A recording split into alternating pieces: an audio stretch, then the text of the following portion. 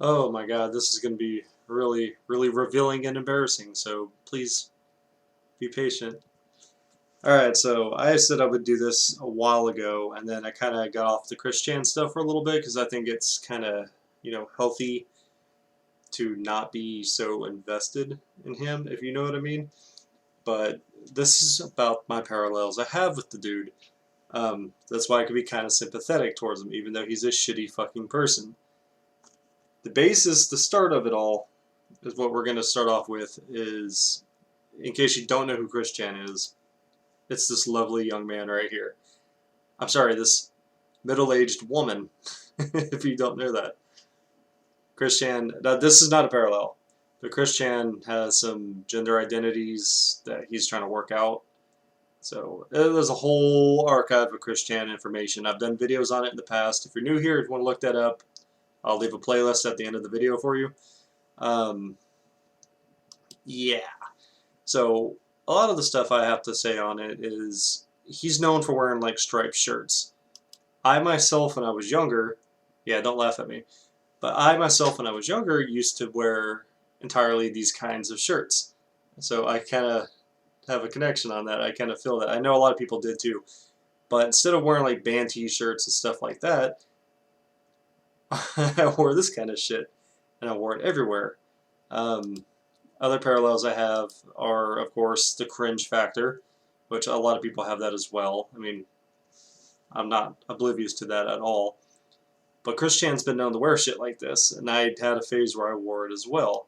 And it goes even farther when I've also been kicked out of a card shop before for yelling at people playing cards.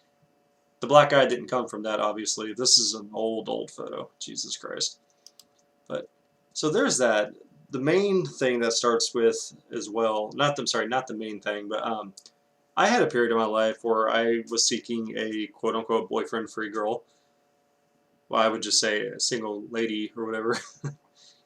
I did not see. That's the thing. That's a little bit of a difference there. I never had a problem actually getting with girls. It was just the fact that to try to find one that met my standards, because I used to be like really shallow, which doesn't say much. Because look at me, I'm like a hideous fucking chud. But I used to have they had to look a specific way, which I guess Christian has that as well, but actually scored. That's the difference.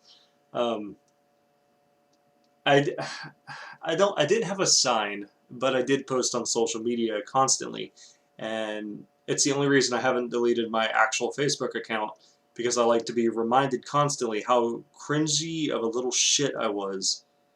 Like everybody's got to feel bad for me because I can't find a girlfriend. I don't have autism. My girlfriend thinks I do, but I don't think I have autism. Not making fun of people who actually have autism, of course. Um, but I used to act a lot like how he did in his early days whenever he was starting to be noticed. I've had somebody do the imposter thing with me as well, which is another reason why I'm really excited for the Liquid Chris stuff whenever, um, the Christian Comprehensive History comes out with the new episode. I'm really waiting on the Christian stuff because I had an imposter at once. So it's kind of like a parallel universe, except I don't think I turned out that much of a loser like he did. Um, I had parents who didn't know how to deal with me as well. Again, I'm not saying I'm autistic because I'm not, but I was kind of a I don't give a shit kind of attitude for a kid, and I had a lot of friends who were like mainly women as well, which I think is funny. But the main thing that hits me home with this whole Christian thing is the fact that he created something called Sonichu. I created something called Snap.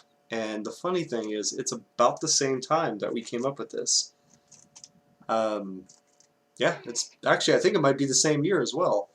Mine was when I was in 5th grade, and Christian's like, I think 7 years older than me. So whatever the year was, but it was about the same time period. It started off, I used to watch a lot of Ed, Ed, and Eddie, and I used to want to like try to scam kids out of their money because I was that kind of kid.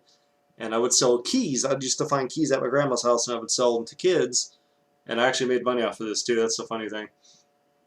But I used to sell money to kids, or I'm sorry, I used to sell keys to kids to get money to pay for my chicken nuggets at the lunch line.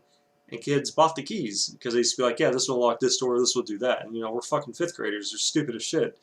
I played a lot of Pokemon, and there inside the Pokemon game there was an item called a card key. So I would make these little cardboard cards like this and be like, yeah, this you can swipe it through a door and unlock any door. I made money. I sold them like 50 cents each. I actually made money. It's funny. So one day I'm trying to come up with a scam or whatever, and I'm watching the Weather Channel, and this is before we had apps and phones and all this great technology. I figured, you know, kids who got a short attention span, I have a short attention span. What would be a good idea to know when it's okay to go ride your bike outside? So I would watch the Weather Channel, and I would write down the weather forecast for the week, and I'm like, I'll just sell these to kids. And I just suddenly just had an urge to draw a snake, so I drew the snake, a really shitty snake. And then I figured, like, well, I like Spider-Man comics, so I'm going to go ahead and just make a comic book, I guess. So I did. I made trading cards. We're going to get to that. I lost a trading card of my actual Snap, but he looked something like this, but he was green. This is the villain Rip. I came up with that. But the first comic book I ever came up with, his villain was a bludger from Harry Potter. So I guess this is like 2000, 2001, 1999 something. So, can we have a death battle? Sonichu versus Snap. So anyways, I used to make a lot of snack comic books. I'd sell them to kids because like people in my school liked them, I guess. They were just like ripped off of Powerpuff Girls and Inuyasha and Harry Potter, obviously. I think Rip was like the only thing that I ever came up with that was actually my own design because he actually had like transformations. But as you could tell, like I had a character called Turk the Turtle.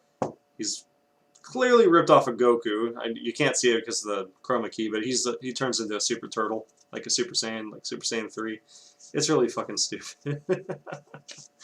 Oh god. Yeah, Chris Chan used to make comics for Sonichu, and I think that's funny because I had issues as well.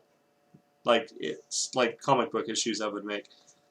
And I never got to upload them to a website because I wasn't really allowed to get on a computer at that time. But yeah, it kind of hits me home because I had people who made fun of my comics as well for my shitty art style. And in high school, when I was still making these comics, but for myself just to draw them because I didn't really, 9th grade I didn't have any friends. I didn't actually get a lot of friends till like 10th grade. But 9th grade I was kind of like a loner, and I would just sit in class. I'd be that kid with the long black hair drawing snakes on the back of my papers and turning them into the teacher. Somebody did give me some fan art. That is Snap and his artistic style, which I think is really fucking cool, so I got it framed. It's one of my prized possessions, because Snap had a big fucking sword. I know he's a snake, but he had a sword. And he had long hair. He was a badass. Like, I wanted him to be like a barbarian. Kind of like a Viking or something. I used to actually insert myself in the comics as well, which I think is even funnier when it comes down to Chris Chan. I don't have like an extensive lore with it, because obviously I grew up and quit doing it. But I had a lot of the same adventures, same scenarios as Chris Chan. I played too many video games. I don't want to say I had like social anxiety, because I never had that. Medically diagnosed anyways. I just didn't like people, so I stayed away from people, so I can relate with it on it. I mean, I know a lot of the stuff that I'm saying that a lot of people could actually relate to as well. Like, you know what I mean? Like, a lot of the stuff, like, everybody has this kind of stuff, but for me, it feels like I'm, like, in a different alternate reality. And it's always nice to look back on Chris Chan. And, like, my girlfriend always thinks I'm, like, obsessed with it, because I watched a lot of fucking Chris Chan content. And to me, it's just a good reminder of what not to turn out like, and how to raise your kid properly. And that's the kind of mindset I'm going at, taking my life into. Obviously, I have no issues getting a girl. That's never been really an issue. He's still struggling, as far as I know. I don't know. I haven't really kept up with Chris Chan in about a month or two. I'm just waiting on the comprehensive history to come back out. Because I know that Jeno Samuel, he's working on it right now. I'm keeping up with him on Twitter. Oh, Chris Chan. But, yeah, there's more, and if I can think of anything else, because this goes on for years, right? And I just decided to randomly make this video in the spur of like 5 minutes because I've been wanting to make this video. I just didn't take a lot of time to get into making the video. But yeah, Christian, ladies and gentlemen, this wonderful, wonderful human being. And I've also been a shitty person in the past as well. That's maybe this could be a part 2 at some point. I don't know. But anyways, thank you guys for watching. Subscribe if you're new here. Do it for Chris, please. And as always, I will see you guys tomorrow. Goodbye.